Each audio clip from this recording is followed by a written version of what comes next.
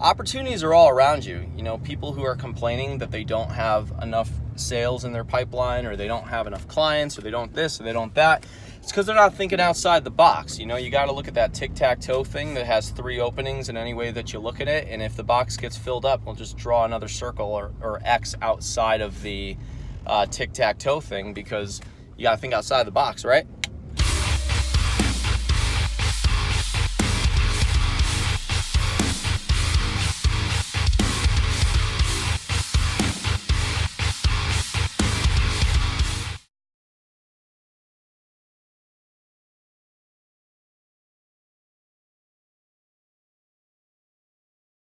Hey, what's up everyone? So today's video is going to be for people who are in the sales commission sectors and are trying to make some extra money. So I just want to share something with you real quick about doing so. And I just got to position my truck in a way where I can get a quick video of something without giving it away. So, see this truck right here? Oh my gosh, I'm pointing at the steering wheel. See this truck right here? If I had backed up a little bit, you'd see on the side of it, it actually says the guy's name of the company, but just out of respect for him, I don't want to include him in. Well, actually, fuck it. His name's on the side, right? Because he wants business, so maybe we'll get him some business. So, if we zoom in and we look at the side of his truck, it says Just In Time Mechanical LLC. His phone number's right there. If you guys want to call, apparently it's a plumber or whatever, such and such. So, where am I going with this? So, let's say that you are in a sales company. You do commission-only things, such as like, I do solar, right? I do solar for people's homes. Let's say that you're a plumber or a landscaper, or you are a whatever. I could care less what you are. Here's a talk track for you to build your business. So, there is opportunities all around us presented to us if you know where to look for them and you are awake enough to be able to like recognize them. So people are always trying to build a pipeline of business when you have a sales. Hold on, I just want to pull out into traffic and cause an accident. When you're in sales, you always want to have a pipeline of business. You want to fill it as strong as possible with as many qualified leads as possible. But what you also want to be doing is getting as many referrals as possible. Here's how you do it. That truck that was right back there, I'm just going to give you one of my little secrets of how I've built such a powerful pipeline of people passing me referrals. Anytime you drive by a vehicle that has the information of a company on the side of it, call the number. Call the number. The guy's name is on the side of there. Apparently his name is Justin. Call the number and say this. Hey, is Justin available? And Justin may pick up the phone if it's a small business. If not, it's going to be some concierge or secretary or somebody who's going to be known as the gatekeeper, who's going to be blocking you from actually talking to the owner.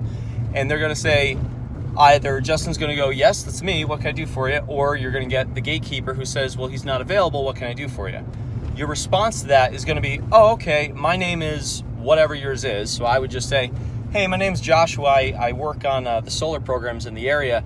I have a bunch of clients nearby you if you're working in the Milford area, or you know, wherever I've seen that truck.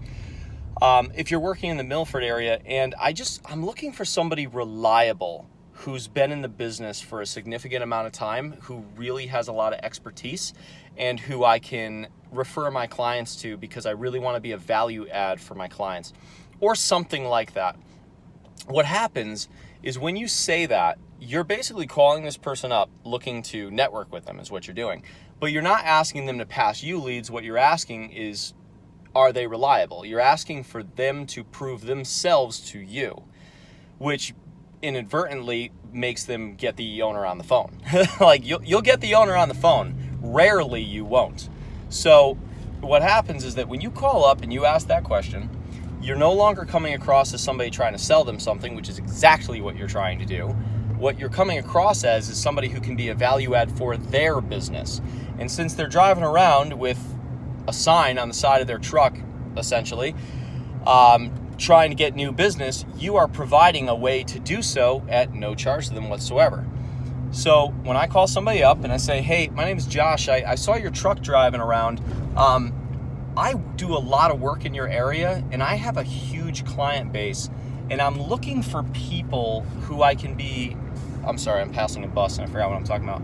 I'm looking for somebody who I can pass my clients to who's going to be really reliable for plumbing or landscaping, tree work, roofing. I don't care, cabinetry. It doesn't matter. Whatever the business is, if you can find people and be a value add to them, they'll talk to you. And then what you do is this. Once you have the person interested, they get on the phone and they ask you who you are and such, and you basically just say to them, yeah, I've been doing a lot of work in the area. I don't have too much time right now. I'm just really looking for reliable people so that I can be able to pass my clients to them. How long have you been in business? Now you start qualifying them. How long have you been in business? Okay, cool. What are your specialties? Like, what do you really work with?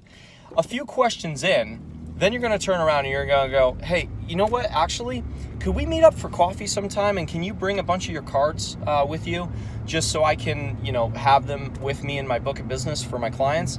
I think that'd be super cool. And this way I could learn a little bit about your business and how to best refer you. You say that to a business owner, you're going to start meeting with business owners. What I used to do is I used to try to meet with 2 business owners a week because people are only in business for 2 reasons. The first reason is they want to make more money. The second reason is because they like their freedom. By you offering to provide them with more of a client basis, you are adding to those 2 reasons. You're adding to their pocket, and you're also adding to their ability to have more freedom. Hi, let's not cause an accident, feller. You're also adding to their ability to gain the freedom of which they're after, which is probably why they started business in the first place. So you're playing to both of the reasons that they're actually in business to begin with. What happens from there is that when you go and actually meet for them to have coffee, you bring your business cards, of course, and as you're talking to them, you interview them. This is not yet about you getting business. This is about you interviewing them. And what you do is while you're sitting down and having a conversation with them, slowly introduce what it is that you do. And because you have a sterling personality, they're going to like you. And what happens is that if you have a product that could technically be offered to them, like for example, I have solar, and most of the people that I meet with who are business owners own houses or multiple houses because they're into real estate. Now I have a stronger client basis of which to work with. So what happens is that no matter what you're selling, typically you can build your client basis by using this tactic. I've never actually heard of this tactic, and it just kind of popped in my head because I used to use it when I was really building this business, and I happened to see that truck, so I was like, you know what, maybe I'll share it with you guys. I really do want to post more, but once you're sitting down and you're having coffee with them and you slowly swap the subject over to chatting about yourself and about what it is that you do, because just inadvertently you can they'll ask you what you do. Trust me, they'll ask you.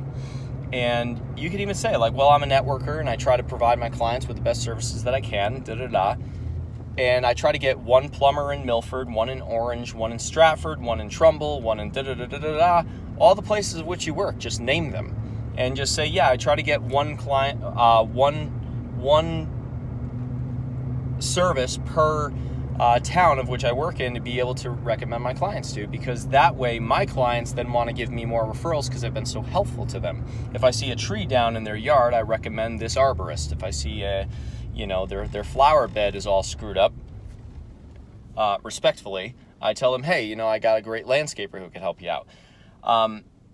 And what happens is that this business owner that you're sitting down with is going to really feel endeared to you, which is exactly what you're going for. And the pretty cool thing that happens a lot of times from doing this kind of interaction, you'll go straight to that person's house. I've done it before. You'll go straight to that person's house, or you'll get a lead from that person. They'll want to work with you sometimes. For example, I've done people's houses for solar who I literally called up to just have a phone call, to just have a conversation with about me potentially passing them leads.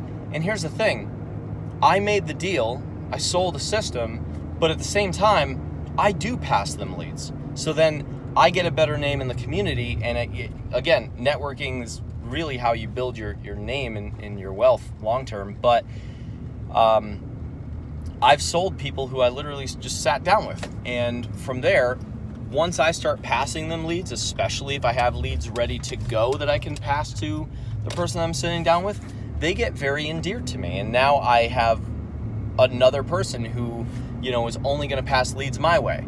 Now, for me, because it's higher ticket items that I'm working with, I offer $500 to $1,000 for any referrals that are sent my way that move forward. So now I'm also providing a second income for these people. And this all comes back to just seeing a truck who was parked next to me, and a fellow named apparently Justin that I can give a phone call to and talk to. And it just popped in my head that maybe I should share this kind of stuff, because I know a lot of people who watch this video, watch these videos, are people who are typically in, the business of trying to become successful or trying to build themselves in many different areas, or self-development and such. And, when you're looking for wealth, there's really only one way to create it, and it's getting into sales. Whether it's sales of houses, sales of yourself to a better position, sales of, commission-based type stuff. It's really the only way to do it. So that's why I share these kind of videos with you guys. So opportunities are all around you. People who are complaining that they don't have enough sales in their pipeline, or they don't have enough clients, or they don't this, or they don't that. It's because they're not thinking outside the box. You got to look at that tic-tac-toe thing that has 3 openings in any way that you look at it. And if the box gets filled up, we'll just draw another circle or X outside of the tic-tac-toe thing, because you got to think outside the box, right? Anyways, I'm pulling up to where I got to be. Subscribe if you like this kind of content. Leave a message. Hi, Mom. Leave a message if you'd like at the bottom. I think that's what I just said, a comment. I'm kind of all over the place right now. But like this video, because I'd really appreciate it. And yeah, keep going. Keep looking outside the box. Keep growing. Bye. Don't put me on your level. I am not like you. I'm not gonna settle. Body bag.